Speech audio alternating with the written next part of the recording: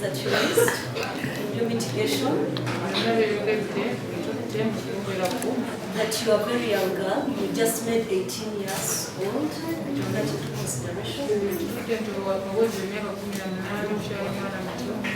And you appear remorseful, you've been apologetic from the time you are presented before this court, in saying so that we can forgive you.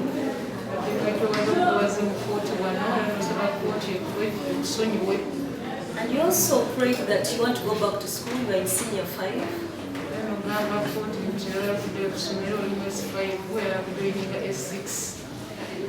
took all that into consideration. I stood over the court because I needed to hear from the victim herself.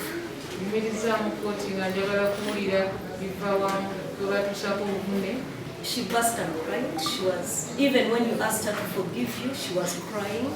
She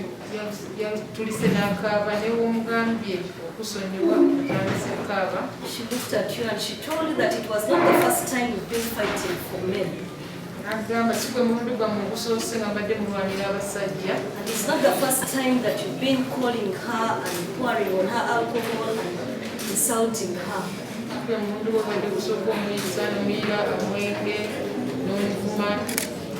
When you asked her to forgive you, she said that option was out. She doesn't want to forgive you. And she prayed that court sentences you to 5 years in prison.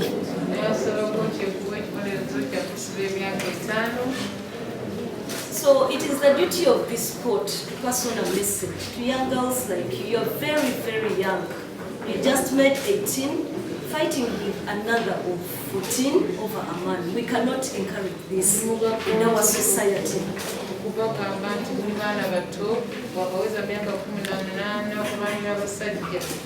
are very young girls with a very bright future, and you're the future of our country. I would not, court cannot condone that kind of violence in our society. We don't condone it. So one, before I sentence you, I'm granting the order. Having had the conversation with Nicole's mother and Nicole, who is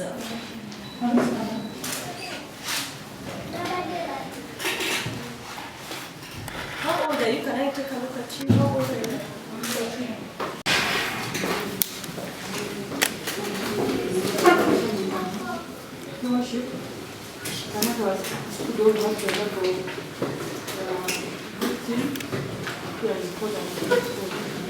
Can I see? What is your name?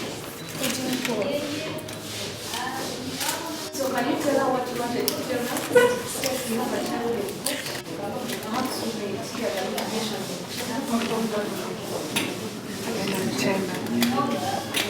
So what do you want to tell her? Because I'm going to send Nicole, first this way so that they see you. Okay. Cameraman, leave this to see each other.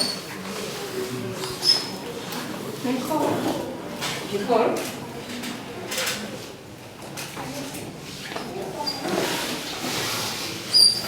I know.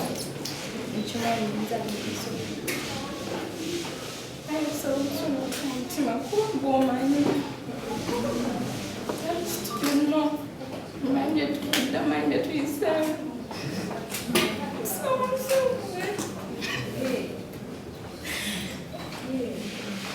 they may tell you many words, but at least you know the truth. What is that truth?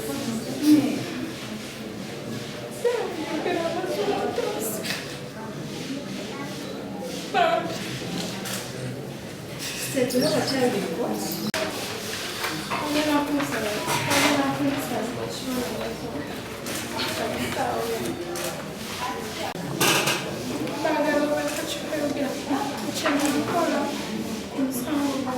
So, can you carry this child, the convict now, before court? Then can I also have the victim? Let us have the proceedings in Canada. Then I'll come because you are above 18. I'll sentence you from here, but I want to hear from her. Are you following in English or in Uganda? You're following. Yeah. She's going to bring you to the state. How old are you? 15, 14. 14. Yes. Certain questions I cannot ask. State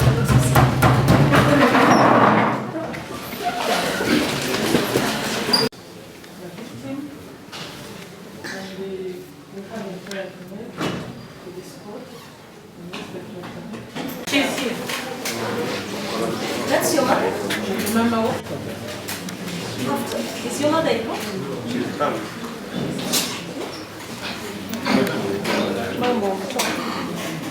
You're the mother? So, I have had a conversation with them. Yes? Where is the mother? Officers, where is the mother of the child? Tubadde n'okumya ne mama w'omwana n'obatuusako okuva wabibwa naye kubatuusako okuyetaaga ekifo eky'okumukuuma nga mukansolinga omukansolinga bamuyigiriza ebijjajja okubeeramu mu nsi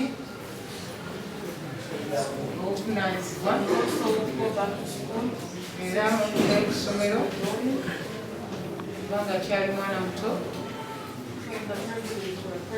Photographs and order so that they can be sent to the home for rehabilitation purposes until such a time when she's in position to go back to school after the services. Tusaba kwoterwa ekiragiro batuusako obuvunde bamuteeke mu kitongole ekirabirira abaana mu kansolingi paka banamu ebbanga eggere atereere.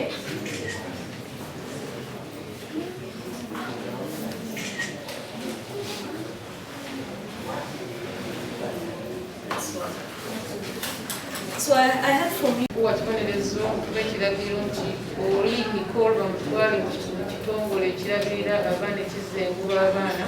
She needs time to be rehabilitated and go back to school. Bamutereze addeyo asome. Then for you, Kafta, Queen, is that your name? Having taken all that into consideration, the fact that you are young and I would also want you to go back to school.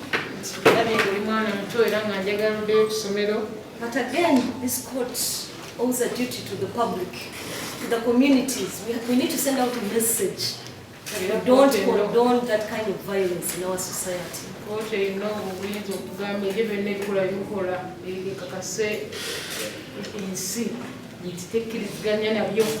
So this is a deterrence sentence to you and other young girls out there. I want you to be an example that violence has no place in our country. So I've sentenced you to 3 years imprisonment.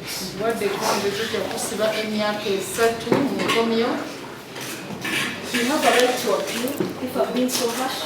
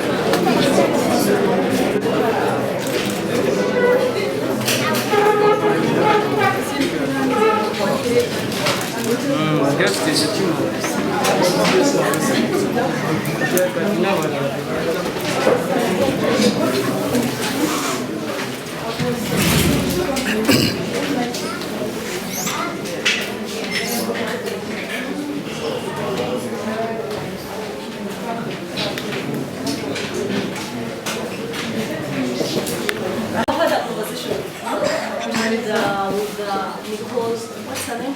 Nicole was a lengthy conversation that we had. because we needed to get to the depth of this. We had it in camera because that is a child. You are 18 and she's 14. We couldn't expose her, we needed to hear from her. And what we have heard, she has prayed that we sentence you to 5 years imprisonment. She's hurting and she's crying. So before I sentence, counsel state, do you want to say anything before I sentence? The mother of the child I've heard from her. You tell I heard from you and your prayers, the prayers that you made. You are there, she prayed that she should be compensated.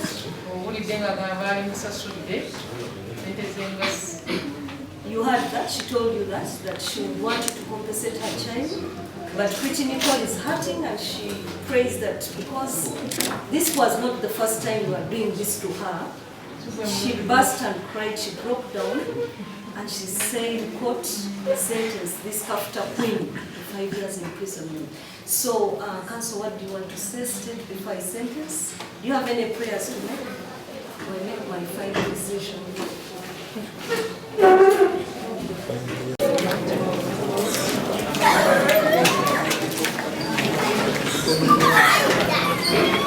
NICOLE EYAKUBA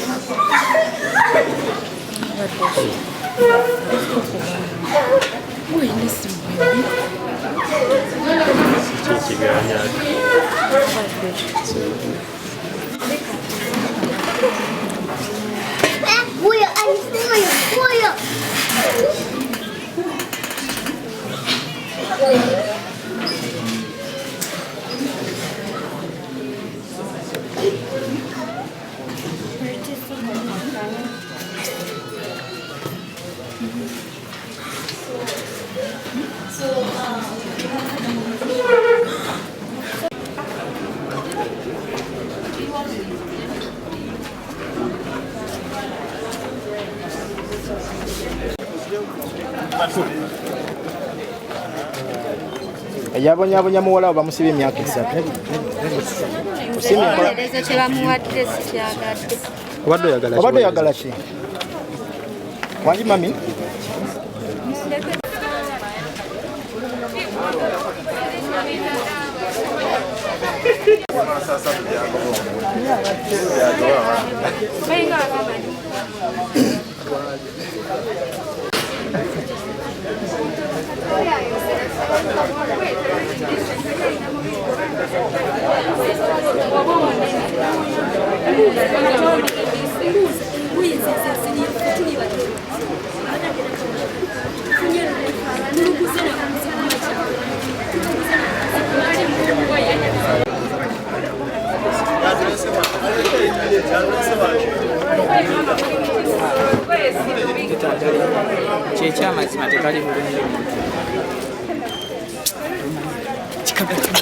No problem. Gasagala mulamuza mentioning musango ogwo. Akuletedde tocha basobola okusiba obulamu bwe bonna. Naye bwe tukomyewo ekyo mu kisomo mulungi na habwe twadde twateeseza. Tina habwe wadde omwana oli talina abantu oba abamu basike bango beeraga. Tusaba kubanga ffe tugulimu omusango guno. Tekawo olumu basooke mwogere. Ekyo mu kisomo mulungi nze nange ntuuse leeti nga basoose eri ne boogera kubanga singa tekubadde kwogera nga fa abavunaana tetusazeewo era tewandibadde kola ki ne bagendere munda. One ekibaddeyo kyanjagala ntegeere Peter NICOLE agambye bannange si gwe gwasoose gwe gwaso.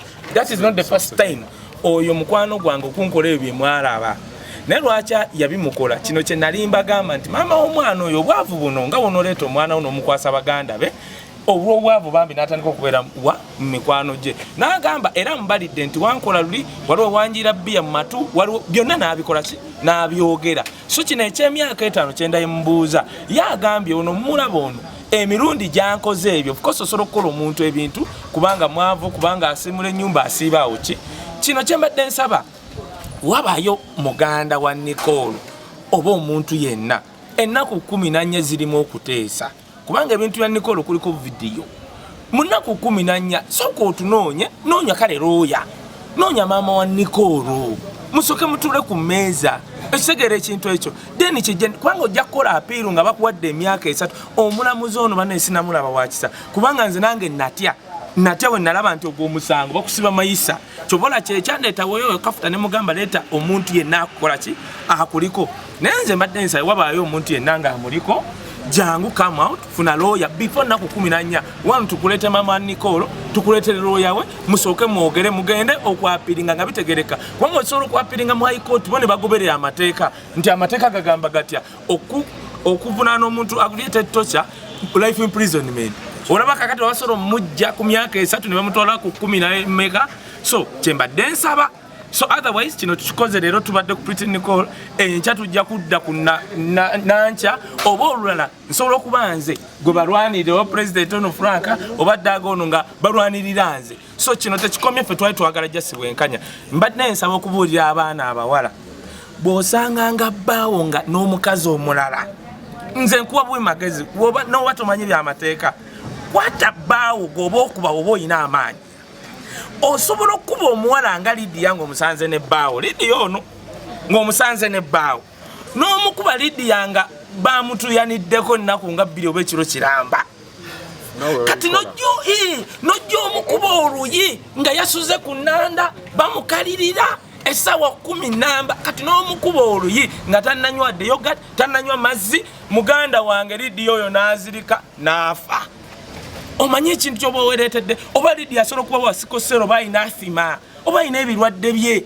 oba ayina omutima naye ng'omusajja bbaawo yamusuzeeko ekiro kiramba n'omusanga mu nnyumba n'okola kino okuba nze mbadde ndowooza nga nteesa bw'osanga nga bbaawo n'omukazi omulala anti amaanyi ogayina kuba bbaawo ne wembanze waba oli girlfriend wange ng'oli eyo n'osanga n'omukazi omulala kuba munze otherwise ojja kuba omukazi katugambe wabeere wa recordinga bakuvunaana omusango gw'ototegedde okisegera ekintu ekyo after all bano abawala si bebeekwana basajja ffe tukwana gwe kuba musajja waakwana omujje kuki ku kkubo nzi kyembadde nteesa otherwise n'ekirala bannange ne mbakupuula oba bino bye mukuba abantu ne waaba mubbi bannange wooba okwata akatambyako nkwegayiridde teweeteekamu kubanga ojja kukuba omubbi ebyo bakuba bakuteeka n'omubbi ayina amateeka eddembe erimulwanirira ojja kuba omubbi afe bakuvunaane mob justice ng'omuntu yakoze eki yafudde so oba okwata simanyi okuba okubanga babbi twabwetamwa dda nange sibaagala however ate weefiriminga okuba mubbi bajja kuvunaana ojja kufuna ebitongole bingi nnyo biri nagalala biri eyo tebirina byakukola olooya aveeyo awolereze omubbi nga yafudde bakutwale luzira mayisa nti watta omuntu so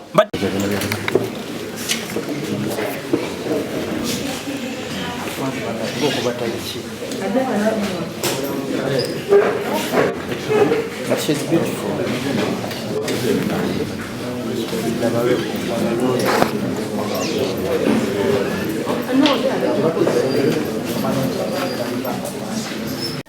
N'omusajja Munyankole president wa TikToker Uganda era abaana gwe baagala era gwe balonda. Twavuddeyo twageze ne tuzika munaffe Asia ne twasobola olunaku lumu enkeera ne tuziika era twakumye obulungi Mukama n'atutuusa n'atuze bulungi e Kampala.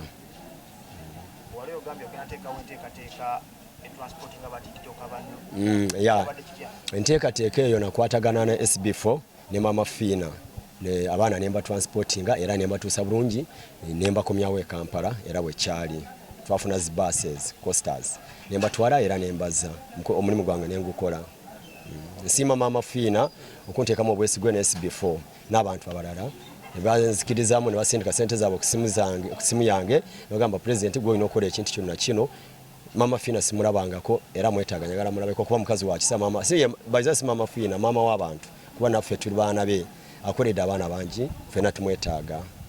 Embeera yali etya mu kuziika Asia? Ya embeera yo mu kuziika Asia yali nungi sajja ba people power mbebaza no sikwebaza kwonna sajja abo bantu balungi kuba nze madde malaba ku TV nga babeera mu kavuyo ne police buli kimu sajja abo natuuka bwemala okutuuka bwe bwakya ssaawa 4 ne bampita ne bakola meeting ne bangamba Mr. Frank gwe president waffe wa youth nga ba tiktoker naye tulina president waffe atukulira His Excellency Bobi Wine Kyagulanyi ne bagamba tugenda kuwa omukisa twagala oyogere era ne Bobi Wine akimanyi ne bagamba abantu batandika ssaawa 4 okuwa speeches ne bagamba tugenda kutegeka gwe Charles ne Bobi Wine mugenda genda mu tenti y'abenganda za Asia mugenda kwogera era ne bakikola abantu ne basooka bambuuza Frank abaana bano bokulembera obatwala mu government obatwala wa ne bagamba ebyo sibimanyi ne bambuuza Chaliwo Sefu ko yakuleta ku social media nga tulaba akola live nga awana muhozi ne mbagamba obucha Sefu ko yava mu komero mulundi ogwasembayo na kubira Sefu ko ne munyonyo ne mugamba Sefu ko wesonyo ebintu byaki bya muhozi kubanga omuntu atulugunya abaana asiba abaana atigamba muntu wa muwala wa Museveni full figure nengamba ebintu ebyo soko biwe mu space bireke teri kyogenda kufuna abantu bali kuchawa ate akusiba wa government muntu wani wa Museveni Sefu nangamba mpulide Frank era nakidde mutatanga muku kola live nga akora ebintu ebya muhozi nakireka abantu aba people power natuuka ne bambuza ebintu bya Sefu kubanga akora live nga ayogera ku muhozi bikine ngamba Sefu ye fenna tuwagira Museveni naye Sefu yebyo yabera bintu bine muhozi tamulabanga konange simumanyi basajja ne bagamba tukusizamu ekitiibwa abantu bangi betukubidde emikono bwegita ate nga ba NRM ne bambuulira majjambere ne bambuulira minister Nabanja ne bagamba kati golu w'amaanyi tukwagala era ne bagamba tugenda kuteeka wamu ne Bobi Wine.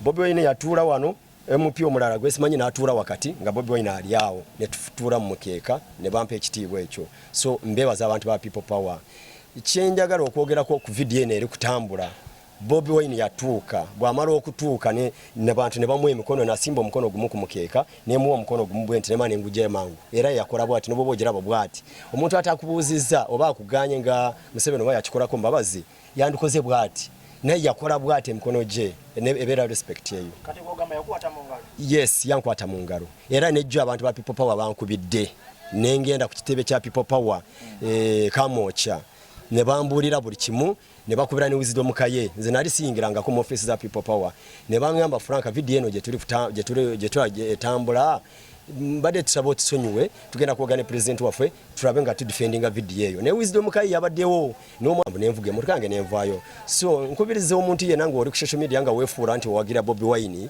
ne mu posting ebintu ebyo ne mukuba Frank oba tokuba Frank nze Frank sigenda kulembera Uganda siagala na bwa LC1 nze ekitiibwa kyange kyenine kyaba TikTok kimala n'okunoonya ssente nteeke mu wallet yange njagala tutunulira omuntu asinkana Bobi Wine aba ayagala okumuwa akadde wateekayo engalo nga tobonayita na sekendi n'ozijjayo kyekyazi kugisayamu no abantu baali baleeta emikono kati nze bonateekayo bwenti naye n'aleeta kati nenzijjayo engalo omukono omulala n'aguteeka mu bantu abo abantu baali bangi pressure nga nyingi naye oba yankwata mu ngalo oba teyankwata mu ngalo nsuubira kubawagira Bobi Wine waliwo agenda okutuuka okufa ate ng'omaze emyaka nga 10 ng'omuwagira nga tofunye respect abantu ba people power gye bampa okiraba emisajja okola ku TikTok kyobola ba Bobi Wine yakwata mize nga ki aba TikTok mwogere bitakwata nze Frank ne wa respect sivuma abantu si kikola era mbaana bange bano ba Sefu ko baba 10 mwe muri abaana bavuma abantu era naba stopping ati bakyabikola nze sivuma abantu era singa nali mvuma abantu abaana abo tebandimpa de platform eyo okunteekaawo era ne Bobi Wine yali akimanyi nti wendi so ze sina kyemanja Bobi Wine oba yankwata mungo bate yankwata muno tekina kye kitegeeza nze yakwata mungazi omwana omuto omusajja omukulu atakukwata no nze kyemanyi nga nze yankwata mu ngalo ate office za people power weziri bajja kyogerako kubanga mwebwe mukikuliriza nti Frank tebamukwata mu ngalo kubanga ayina enyindo mpanvu kuba waliwo gayi bamuyita huge extra yefuula ayagala people power yakoze live yesterday n'agamba nti Bobi Wine yali agenda kukwata Frank mu ngalo yalaba enyindo n'akawalaata najjayo emikono gye kati awo obeera okuba Bobi Wine ate ekitali kituufu omukazi wa Bobi Wine nsubira ayina enyindo ng'eya Frank taata we mukazi wa Bobi Wine tribe age emu Bobi Wine teyajja kulembera Baganda yajja kulembera abantu bonna banyankole basoga bakibuli kimu bwaba nga ayagala wa president so abantu abali ku social media nga bakozesa ekyo ekintu baba bakuba Bobi Wine tebakuba Frank tuddeyo ku nsibuko y'okubeera president wa TikTok ani akulondera wabufuno kyali bwe bati okulondebwa ku bugundi kwa president wa TikTok basooka ne bateekawo ekintu nga bayita Mr TikTok ne banteekako ne gayi yasooka ne musinga akalulu ne banteerako owokubiri era naye ne musinga akalulu kati bwe mala okusinga oyo owokubiri tulina abaana bali wano ku ground e Kampala ba Sefco ba Tomudi bani aba ba Despacito abaana bangi bagamba my Frank mubadde ku kifo kya bwa Mr TikTok tobidamu stop it fe tugenda kutongoza nga president waffe era bagula na award yabwe shayo nabagenda jimpa ngenda bayitanji barage ne tuli registering ekibiina kyaffe ekyaba TikToker era we kiri kati kigenda weza abaana emitwalo ebiri kiri registered bwe tufuna eyo omuntu atiteramu akasente ne tufuna nga kadama ali obubi obo mwana TikToker oba 10 yavudde mu komera talina za renti ne tumumwayo bwete bwechandole bakulondala kubo ina akasente naye budde buno kaggwawo era bagenda